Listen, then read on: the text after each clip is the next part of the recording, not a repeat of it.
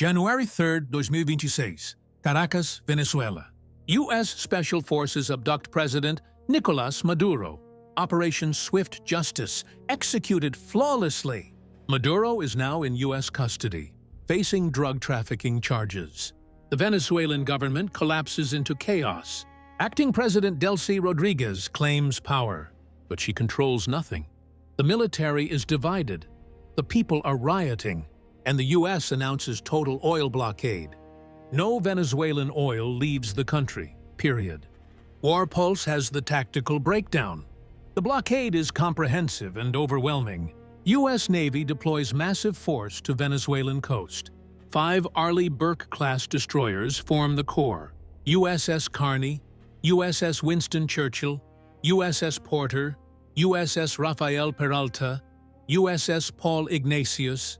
Each destroyer, 9,000 tons, 90 crew, arsenal of weapons, Tomahawk cruise missiles, SM-2 air defense, Harpoon anti-ship missiles, 5 Rechoirs, 5-inch guns, Phalanx CIWS, torpedoes. Total firepower, overwhelming. Plus 2 Virginia-class submarines, USS Colorado, USS Indiana. Nuclear-powered, silent, deadly. They patrol underwater, invisible threats, tracking everything. Maritime patrol aircraft provide eyes in the sky. 3 P-8 Poseidons rotate continuous coverage. Advanced radar, infrared sensors, electronic surveillance. They track every vessel within 200 miles. Nothing moves without detection. Coast Guard cutters handle interceptions. USCGC James, USCGC Hamilton, USCGC Monroe. Fast, maneuverable, boarding teams ready. They stop vessels, inspect cargo, enforce sanctions. Plus amphibious assault ship USS Kearsarge offshore, carrying 2,000 Marines, helicopters, landing craft. Message to Venezuela: don't even think about resistance. Every port monitored, every tanker tracked. No vessel enters or leaves without U.S. permission. Venezuela's economy runs on oil.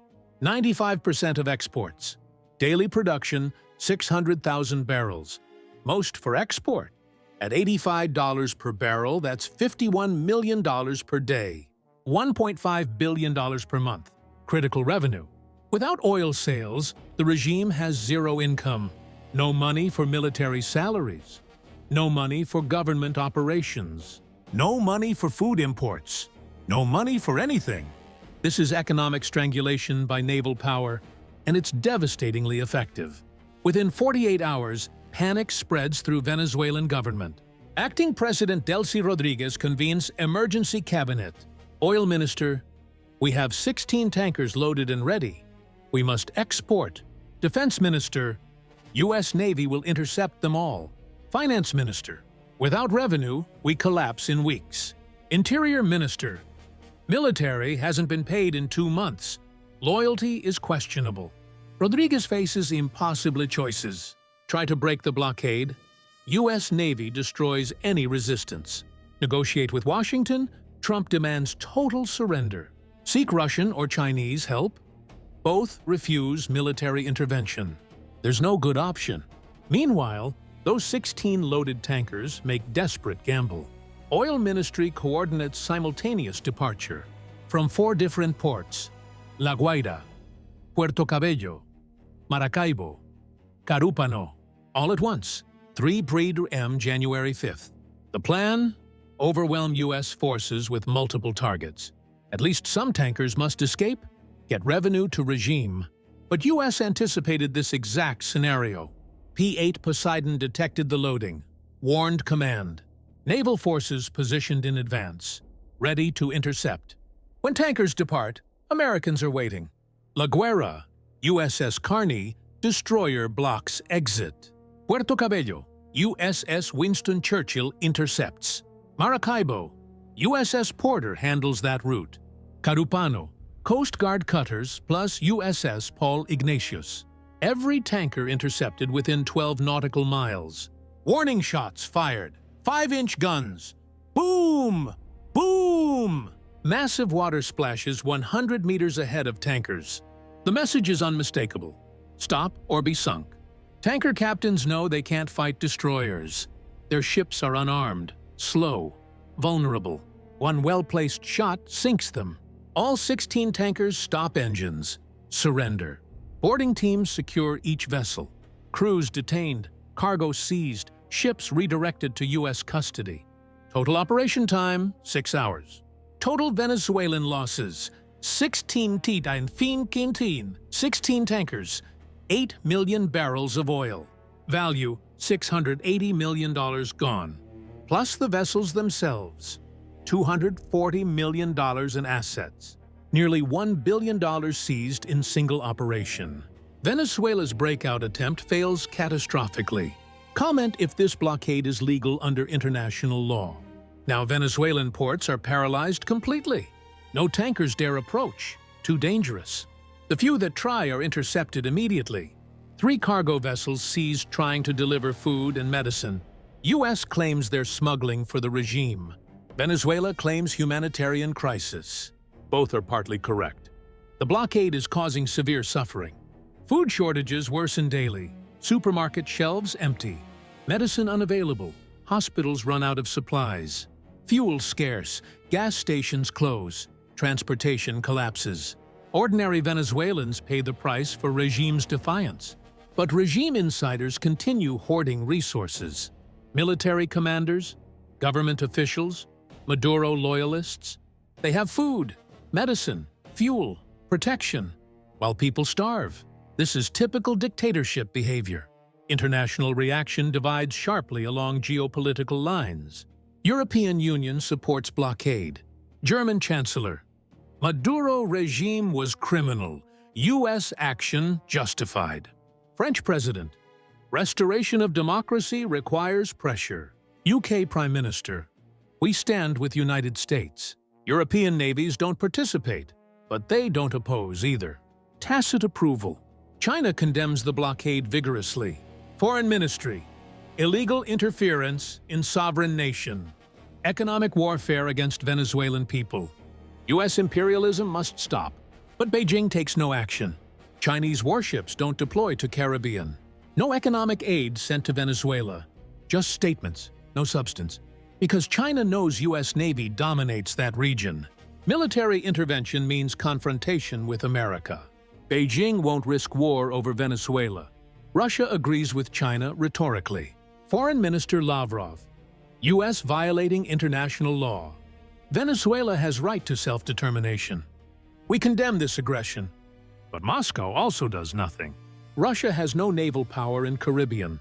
Black Sea Fleet stuck in Black Sea. Northern Fleet too far away. Pacific Fleet wrong ocean. They cannot project power to Western Hemisphere. So they complain. Issue statements. Do nothing. Neither China nor Russia intervenes militarily. They issue statements, lodge protests, but don't send warships. Don't challenge the blockade. Because they understand U.S. Navy dominates Caribbean. Russia has no naval power projection there. China has one intelligence ship in region. That's it. Neither can contest American military superiority. So they watch, complain, but accept reality. Venezuela is alone, completely isolated. Economic pressure intensifies brutally. Cuban military advisors try desperately to help. 500 Cuban personnel in Venezuela. Military. Intelligence. They support regime, but recognize impossible situation. Cuban general meets with Rodríguez. Without oil revenue, your government cannot survive. Military will not fight without pay. You must negotiate with Washington or regime collapses. Rodríguez considers few remaining options. Option 1. Accept U.S. demands. Hold real elections. Lose power inevitably. Option 2. Continue resisting. Hope for miracle. Regime collapses anyway. Option 3. Seek asylum. Flee to Cuba or Russia. Abandon country. She chooses desperately to resist, clinging to power. But reality is crushing her. Military commanders meet secretly among themselves. General Rodríguez, no relation to Delcy, controls Western military region. General Padrino controls Eastern Region. Admiral Silva controls naval forces. They discuss situation frankly. Soldiers haven't been paid in 3 months. Food supplies for troops running low. Equipment maintenance impossible without parts. Morale is terrible. Desertion increasing. One general states obvious conclusion. We cannot sustain this. Government will collapse. Question is, do we go down with it? Or do we take control before chaos? The generals face their own impossible choice. Stay loyal to acting president who cannot pay them, or seize power themselves and negotiate with US. The military fractures along these lines. Some support Rodríguez out of loyalty or fear. Others prepare coup to save themselves. Venezuela teeters on the edge of civil war. Acting President Rodríguez tries desperate measures. She offers deal to Washington. We will hold democratic elections, international observers. In exchange, lift the blockade. US considers it, but demands conditions. Elections must include all opposition parties. Maduro allies cannot run. International supervision of entire process. And oil revenues held in escrow until legitimate government takes power. Rodríguez refuses. Those conditions are unacceptable. You want to control Venezuela. Negotiations collapse. The blockade continues. On January 12th, Venezuela tries to break through. 3 oil tankers attempt simultaneous departure from different ports: La Guaira, Puerto Cabello, Maracaibo. Coordinated, hoping to overwhelm U.S. forces. But U.S. has 5 destroyers, multiple patrol aircraft, more than enough assets. USS Carney intercepts tanker at La Guaira. USS Winston Churchill gets Puerto Cabello vessel. USS Porter handles Maracaibo departure. All 3 tankers seized within 4 hours. Venezuela's plan fails completely. Now, the regime is truly desperate. Military commanders meet secretly. Some support Rodríguez, others oppose her. Talks of coup, counter-coup. The country is fracturing. General Rodríguez, no relation to Delcy, controls Western Region. General Padrino controls Eastern Region. Both claim authority. Both reject each other. Venezuela is splitting into military zones. This could become civil war. Cuban military advisors try to mediate. 500 Cuban personnel in Venezuela. Military and intelligence. They support the regime, but recognize reality. Without oil revenue, you cannot maintain power. Either negotiate with US or government collapses. Rodríguez considers options. 1. Accept US demands. Hold real elections. Lose power. 2. Fight. Resist blockade. Hope for miracle. 3. Seek Russian or Chinese military intervention. She chooses option 3. Calls Moscow and Beijing. We need military support. Ships, aircraft, troops. Help us break the blockade. China responds first. We cannot intervene militarily. That means war with America. But we offer humanitarian aid, food, medicine. Translation: you're on your own. Russia's response is similar. We support your sovereignty. We condemn U.S. aggression. But we cannot deploy naval forces to Caribbean. Too far, too risky, not worth war with U.S. Venezuela is abandoned. Justified blockade or illegal siege? Comment J or I. By January 20th, the inevitable happens. Venezuelan military commanders announce coup. Not violent, not bloody, just declaration. We no longer recognize acting President Delcy Rodríguez. She has failed to protect Venezuelan interests. We call for transitional government and free elections. We request international assistance for democratic transition. Essentially, they're surrendering to U.S. demands. The blockade worked. Military chose survival over loyalty. Rodríguez flees to Cuban embassy, seeking asylum. Her closest advisors scatter. Some to Cuba, some to Russia. Others just disappear into Venezuelan countryside. The regime collapses without fight. No tanks in streets, no gunfire, no violence. Just economic pressure. Naval blockade. Government implosion. Trump administration claims total victory. President addresses nation.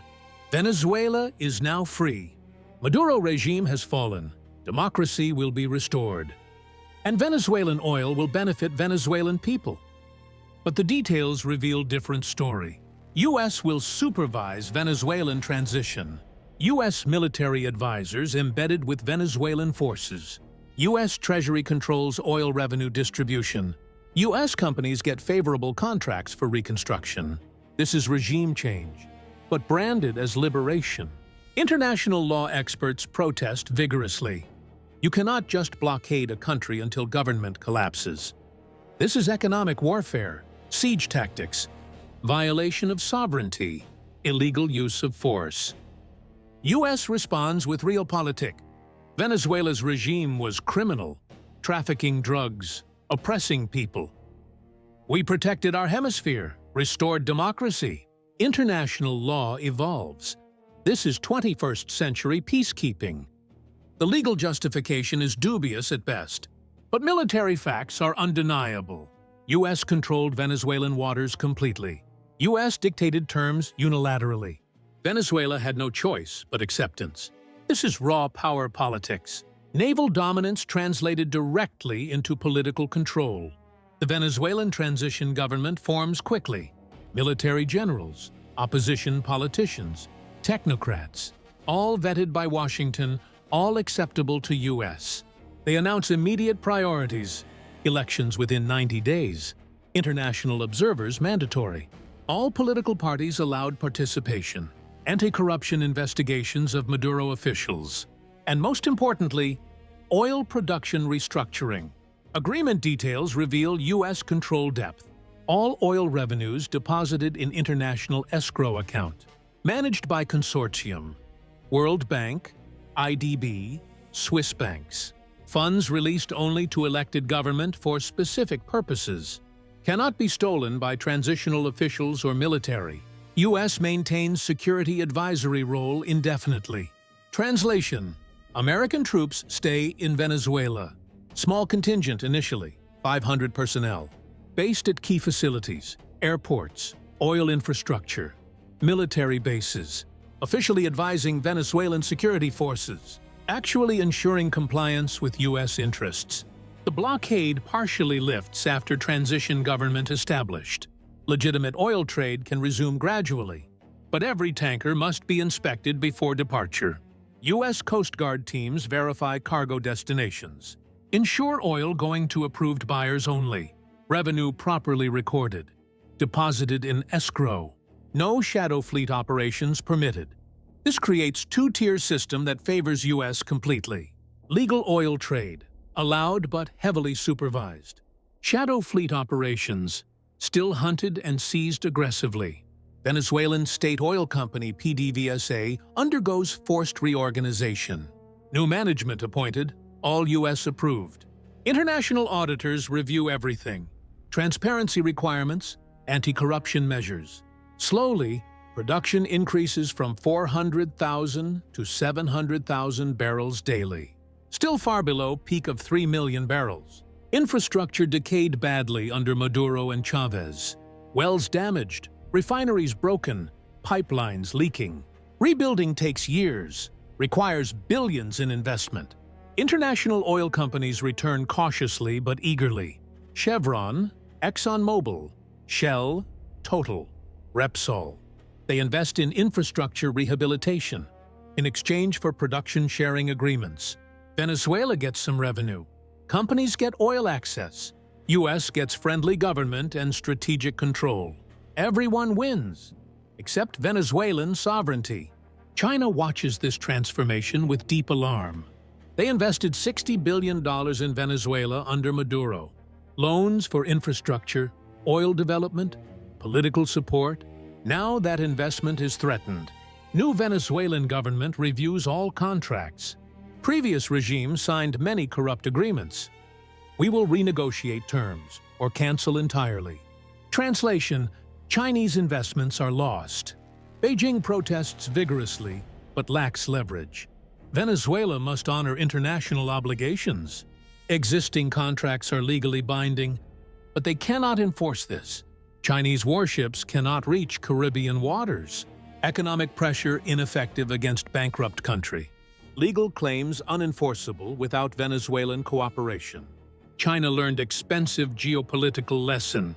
Investing in unstable regimes is extremely risky, especially when US can topple them at will. Russia faces similar losses totaling billions. Rosneft invested in Venezuelan oil. $8 billion. Military equipment sales. $5 billion, most unpaid. Training programs, advisors, technical support, all gone with regime collapse. New government declares, we will renegotiate or cancel Russian contracts. Moscow fumes but accepts reality. They cannot project military power to Caribbean. Naval base in Cuba offers no real advantage. Cuba itself is vulnerable to US economic pressure. Russia's regional influence evaporated overnight. The Venezuelan oil blockade proves several critical strategic realities about modern power. US Navy controls Western Hemisphere seas completely. No rival can contest American dominance there. Economic blockade can collapse governments without invasion. Cut off revenue. Wait, government implodes internally. Cheaper than war, fewer casualties. Same result. Oil dependency creates strategic vulnerability. Countries relying on oil exports are targets. Block their sales, they collapse quickly. China and Russia cannot protect distant allies. They lack naval power projection globally. US can topple their partners at will. Hybrid warfare includes economic strangulation. Not just cyber attacks and disinformation, but blockades, sanctions, financial warfare. International law is contested and ultimately irrelevant. US claims legality. Others claim violations. Power decides outcomes, not legal arguments. This sets dangerous precedent globally. If US can blockade Venezuela successfully, why not others? Iran? North Korea? Cuba? Syria? Any country depending on maritime trade becomes vulnerable. US Navy can strangle them economically. Force regime change without firing shot. This is 21st century imperialism refined, not colonial occupation, not military invasion, but economic control through naval dominance. Supervised democracy, managed transition, client-state relationship branded as partnership. Venezuela becomes semi-sovereign state under US oversight, independent in name and diplomatic recognition, but economically controlled, militarily supervised, government subject to US approval. This is new form of hegemony, softer than empire, more subtle than colonialism, but equally effective in controlling outcomes. Venezuelan transition government accepts reluctantly. They have no choice. No oil revenue means no government function. Can't pay military, can't import food, can't operate. Better to cooperate with US terms than collapse entirely. Agreement reached after intense negotiations. Elections within 90 days. International observers present. Organization of American States, European Union, United Nations, all political parties allowed to participate, including opposition previously banned by Maduro. Maria Corina Machado can run. Leopoldo Lopez can run. True democratic competition. Oil revenues deposited in escrow account, managed by international consortium. World Bank, Inter-American Development Bank, Swiss banks. Money released only to elected government. Cannot be stolen by transitional officials. This prevents corruption, ensures proper use. US maintains security advisory role. Translation: American troops stay in Venezuela. Small contingent, 500 personnel initially. Based at key facilities, airports, oil infrastructure, officially advising Venezuelan military, actually ensuring compliance with agreement. The blockade is partially lifted. Legitimate oil trade resuming gradually. But every tanker inspected before departure. US Coast Guard teams verify cargo. Ensure oil going to legitimate buyers. Revenue properly recorded and deposited. This creates two-tier system. Legal oil trade, allowed under supervision. Shadow fleet operations, still hunted and seized. Venezuelan state oil company PDVSA reorganizes. New management, international auditors, transparency requirements, anti-corruption measures, slowly rebuilding credibility. Oil production increases from 400,000 to 600,000 barrels daily, still far below peak of 3 million. Infrastructure decayed under Maduro. Wells damaged, refineries broken, pipelines leaking. Rebuilding takes years, billions in investment. But at least it's starting. International oil companies return cautiously. Chevron, Shell, Total, Repsol. They invest in rehabilitation. In exchange for production sharing agreements, Venezuela gets revenue, companies get oil, mutually beneficial. China watches this transformation with alarm. They invested $60 billion in Venezuela under Maduro. Loans, infrastructure, oil projects. Now that money is at risk. New government might not honor old debts. U.S. certainly won't enforce Chinese claims. Beijing protests vigorously. Venezuela must honor international obligations. Existing contracts must be respected. But they have no leverage. Chinese warships can't reach Caribbean. Economic pressure ineffective against bankrupt country. Legal claims unenforceable without Venezuelan cooperation. China learned expensive lesson. Investing in unstable regimes is risky, especially when U.S. can topple them at will. Russia faces similar losses. Rosneft invested billions in Venezuelan oil. Military equipment sales worth $5 billion. Most unpaid. New Venezuelan government declares, "We will renegotiate all contracts." Translation: you're not getting paid. Moscow fumes but accepts reality. They cannot project military power to Caribbean. Naval base in Cuba offers no advantage. Cuba itself is vulnerable to U.S. pressure. Russia's regional influence evaporated. This creates precedent. Can U.S. just blockade countries until governments collapse? China watches nervously. Today Venezuela, tomorrow who? Taiwan? Iran? North Korea? Russia sees same threat. U.S. using naval power to impose regime change. Without invasion, without troops, just blockade. This is new form of warfare. Economic strangulation through naval dominance. And it works. The Venezuelan oil blockade proves several truths. U.S. Navy controls Western Hemisphere seas. No rival can contest American power there. Russia and China recognize it. Oil is ultimate leverage. Country depending on oil exports is vulnerable. Cut off sales, you collapse the regime. Venezuela learned this hard way. Shadow fleets are vulnerable. Reflagging doesn't work. Evasion tactics fail. U.S. satellite surveillance tracks everything. International law is contested. U.S. claims sanctions enforcement authority. Others claim freedom of navigation. No clear answer. Power decides. Regime change without invasion is possible. Blockade. Wait. Government collapses internally. No American casualties. No ground troops. Just naval power and patience. The blockade ends after 30 days. Venezuelan elections scheduled for March. U.S. monitors closely. Troops remain. Oil flows again, but under supervision. Revenue rebuilds slowly. Under international control. Venezuela is transformed. Not invaded, not occupied, but controlled. This is 21st century imperialism. Naval blockade, economic pressure, regime collapse. Then supervised transition to democracy, which really means U.S.-aligned government. Could this strategy work elsewhere? Will other countries resist? Is this the new American foreign policy? War Pulse will monitor developments, because Venezuela is test case. If this works, U.S. will use it again. Blockade, starve, control. No invasion needed. Subscribe to War Pulse, where military operations become breaking news. Real conflicts, real consequences, real coverage. Venezuela's blockade ended, but the precedent is set.